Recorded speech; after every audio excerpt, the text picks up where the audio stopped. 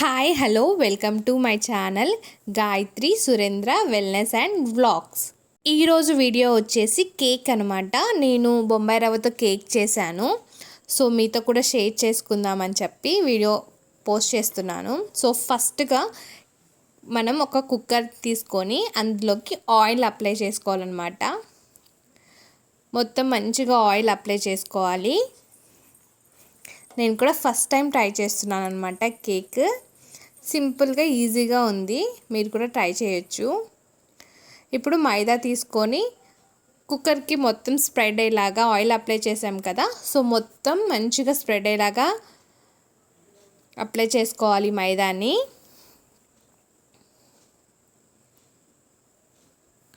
So చూడండి, ఇలా మైదా మొత్తం అప్లై చేసుకొని పక్కన పెట్టేసుకుందాం మనము.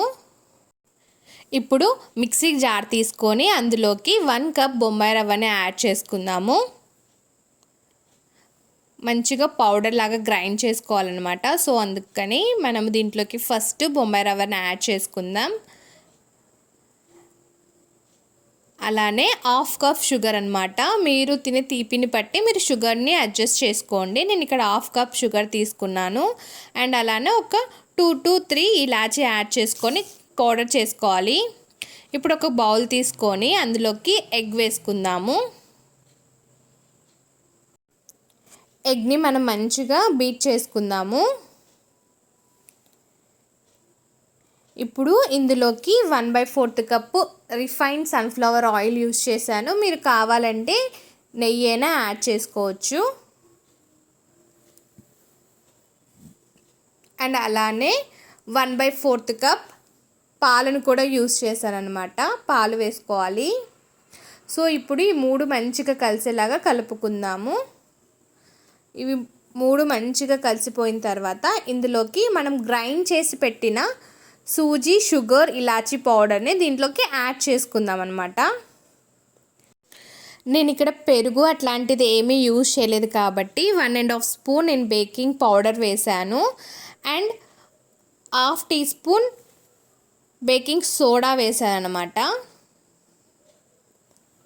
సో ఇది ఒకటే డైరెక్షన్లో మొత్తం మంచిగా మిక్స్ అయ్యేలాగా కలుపుకుందాము. మంచిగా మిక్స్ అవ్వాలి. సో ఒకటే డైరెక్షన్లోనే కలుపుకోవాలి, లంప్స్ లేకుండా మంచిగా కలుపుకోవాలన్నమాట. సో మనం అది కలుపుకొని పక్కన పెట్టుకొని స్టవ్ ఆన్ చేసుకొని ప్యాన్ పెట్టుకొని ప్రీహీట్ చేసుకుందాం ప్యాన్ని. సో మనం కలిపి పెట్టుకున్న బ్యాటర్ని మొత్తం ఆల్రెడీ మనం కుక్కర్లో మైదా స్ప్రెడ్ చేసి పెట్టుకున్నాం కదా, ఆ కుక్కర్లోకి ఈ బ్యాటర్ మొత్తం వేసేద్దాము. మనకి కేక్ బేక్ అవ్వడానికి ఎక్కువ టైం ఏం పట్టదు. ఒక 25 minutes to 30 minutes పడుతుంది అంతే.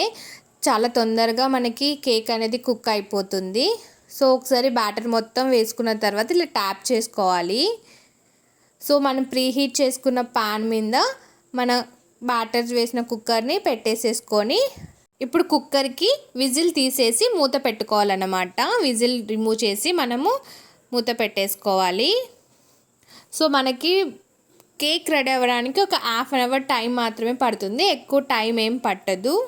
30 minutes తర్వాత కేక్ మంచిగా మనకి బేక్ అయిందా లేదో ఒకసారి చూద్దామా. సో కేక్ మొత్తం మంచిగా సెట్ అయిందా లేదా అనేది ఒకసారి ఫోక్తో కానీ టూత్ స్టిక్స్తో కానీ ఒకసారి ఇలా చెక్ చేసుకోవాలి. సో మనకి ఫోక్ ఏమంటలేదు కాబట్టి కేక్ మంచిగా సెట్ అయిపోయింది, మంచిగా బేక్ అయింది. సో పూర్తిగా కేక్ చల్లారాలి.